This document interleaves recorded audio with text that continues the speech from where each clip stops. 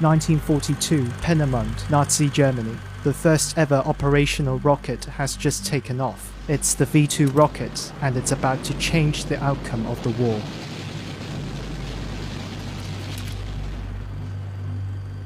On the ground, the Nazi leaders are enthusiastic.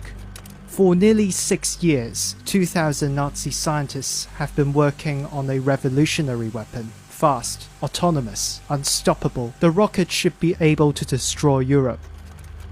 1 year later, the Allies discover the scope of the project. They bomb Peenemünde. The base is wiped off the map.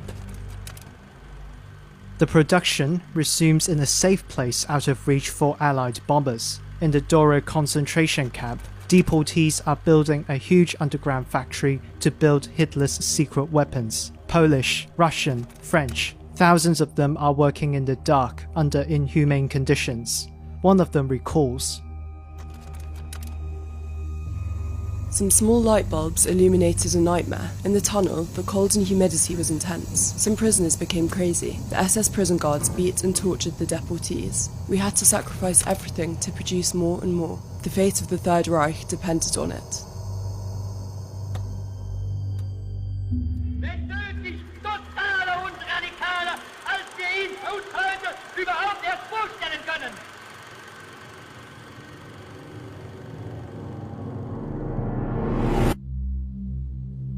Epelec, northern France, under Nazi occupation. A huge bunker is being built. There, V2 rockets will be launched.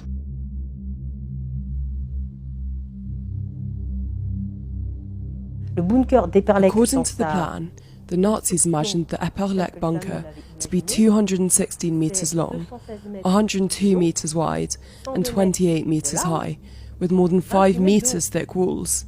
It would become a true monster. Ça va être un véritable monstre.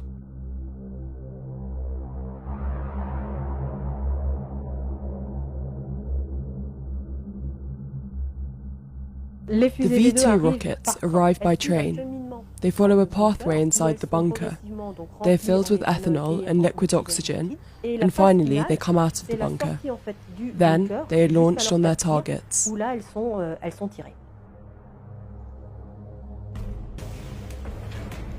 The Epelec bunker has a specific aim: to bomb London. At the end of 1942, the British hear more and more rumours regarding a top-secret Nazi rocket, and they decide to bomb Epelec.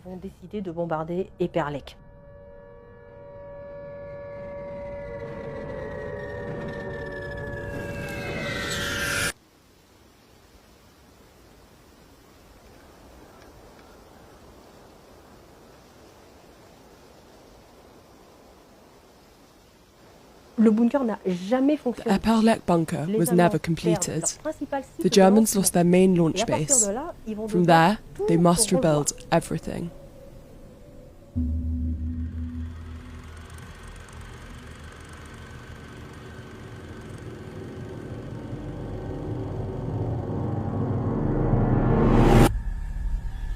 One week after the destruction of Epelec, the Nazis decide to build a huge concrete dome. It is bigger and stronger than the previous bunker, and it aims to protect the rockets. This dome measures 70 meters in diameter. It weighs 55,000 tons, and the roof exceeds 5 meters in thickness. We are in Helfo, less than 300 kilometers from London.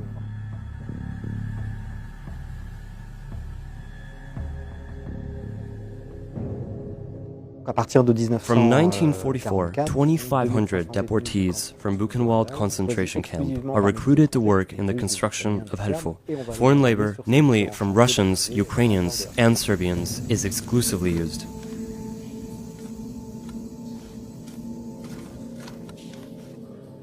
The rockets are imported from Germany through a railway along the bunker. At the end of the main blockhouse gallery, an unloading dock was set. These rockets are transported to the preparation room by crane and a small railway system. We are in the center of the bunker. This is the preparation room. The rockets were assembled here. In 1944, the German army could prepare a rocket in less than 1 hour. The goal is to launch 50 V2s per day.